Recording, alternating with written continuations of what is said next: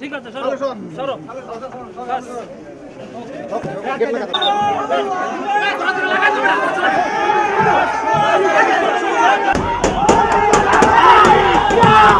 খুনি আমার ভাই